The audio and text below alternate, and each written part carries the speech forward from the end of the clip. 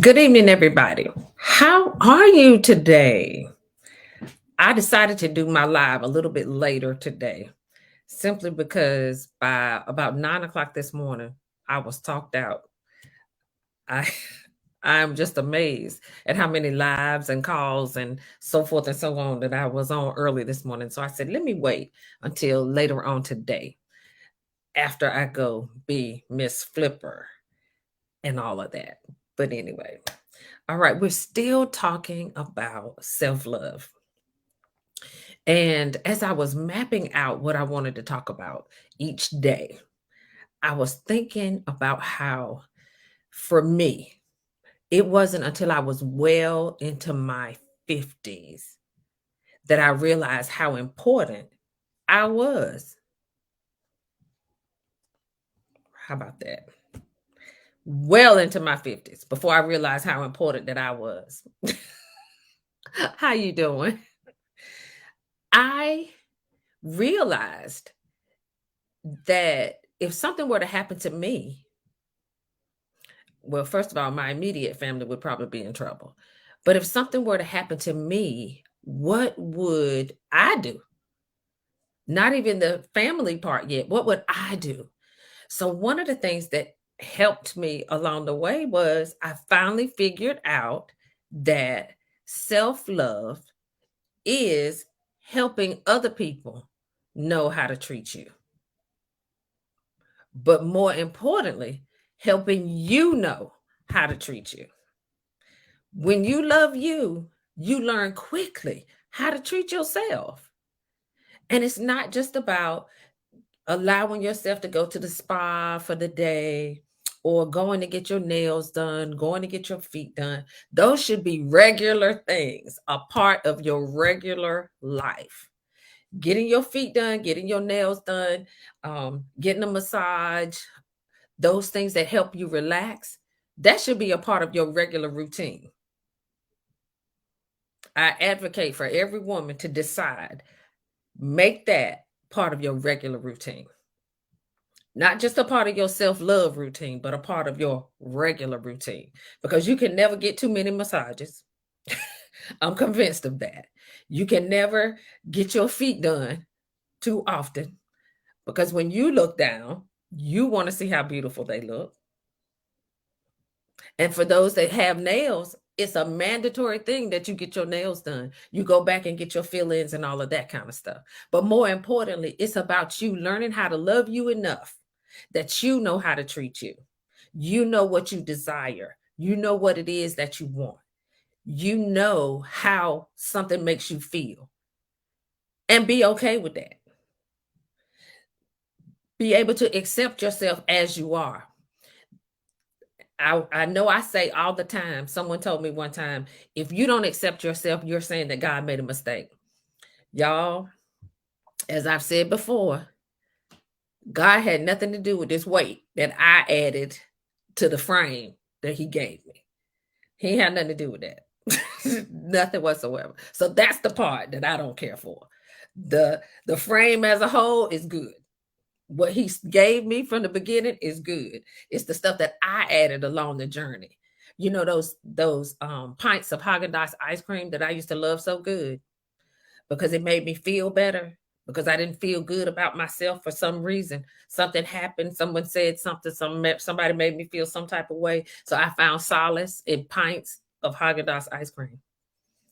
I literally used to call Haagen-Dazs ice cream my boyfriend. And I would tell somebody, y'all, I gotta go. My boyfriend is waiting on me. And they would look at me and they'd be like, what? What boyfriend? I was like, his first name is Haagen-Dazs, his last name is Butter Pecan. I absorbed myself in pints of Haagen-Dazs Butter Pecan. Why? Because somebody said something that made me feel some type of way, or somebody did something to me and I felt some type of way. Instead of loving myself enough to be able to speak up for me. It's not a bad thing to be able to speak up for you. You can speak up for you without being rude. You can speak up for you without being riotous. It took me a long time to get there. Now I'm better at it. But yeah, you can speak up for you.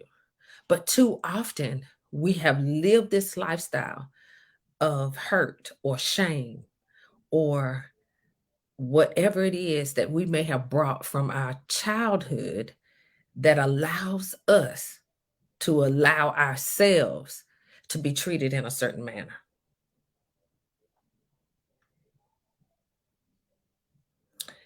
Because there are times that from childhood, you bring things.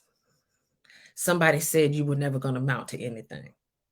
So therefore, you treat yourself in that manner because you buy into the word curse. Someone says, well, you're never going to do da da da. And so you buy into that thing and you start to operate in that. One of the things that was so powerful for me was when I finally realized I don't have to come into agreement with everything everybody says about me or about anybody else. Because when I come into agreement with it, I assume responsibility for it. And it may not be something that's even good for me. So I had to learn rather late, but I learned it, that I need to know how to treat me so that I don't come into agreement with stuff that doesn't follow what my plans are for my life, or even it doesn't fit into what God says that I am. So why come into agreement with it? Why allow anybody to deposit anything in your spirit that doesn't agree with who God says you are? And we do that so swiftly and so easily because we don't often know better, or we're still holding on to hurts and problems and things people said to us from childhood. One of the greatest ways of self-love is learning how to treat you, but even more importantly, going to somebody and letting them help you process those things that you have brought from childhood so that you don't get into the habit of mistreating you. Honey, people will help you mistreat you. They'll help you with that. Whether it's a parent, whether it's a grandparent, whether it's a sibling, you're not responsible for everything that everybody else feels about you. That's not your responsibility. What do you feel about you? That's why I am so passionate about working with women that are midlife women, helping them dispel some of those things and helping them learn how to treat themselves. As women, we do for everybody else but us. Us. Everybody but us. And we always put ourselves on the back burner, not realizing that we're teaching other people how to mistreat you as well because they don't think that you want to be first. So they'll find all kinds of stuff for you to do for them. But you got to learn how to treat you. And sometimes it means that we got to go back, dig up some of that stuff, and deal with it. Because if you don't deal with it, you will never understand the full gamut of how to treat you.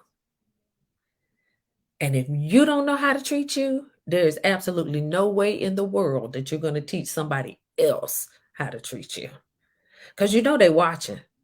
They're getting intel every day, all day. They're just waiting. Someone said to me recently, Jocelyn, you have to learn how to say no. Because they always say, well, call Jocelyn because she know how to do it. Call Jocelyn because she'll fix it. I had to stop being people's fixer. Because what was happening was I was so busy fixing everybody else's stuff that I wasn't fixing mine.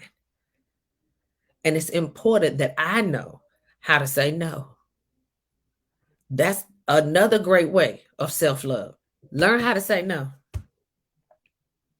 Those people that call you up, no, they don't even call. Those people that text you every time they need you for something, just either ignore the text or just say no.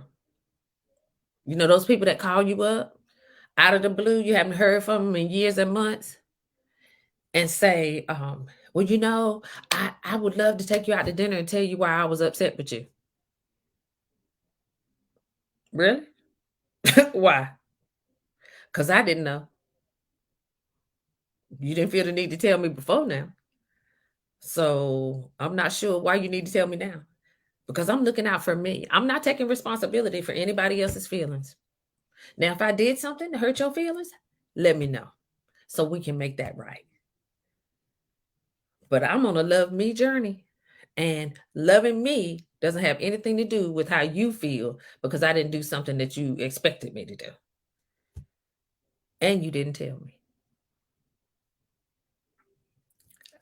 I pride myself on not being a mind reader because I'm not sure that I would want to read the minds of people in this day and time.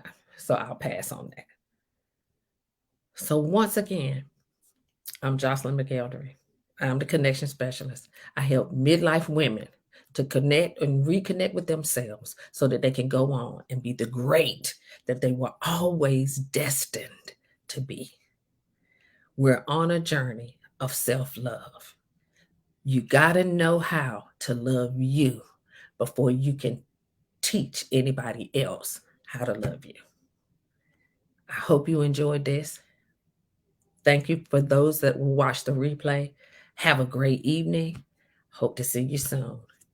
Bye-bye.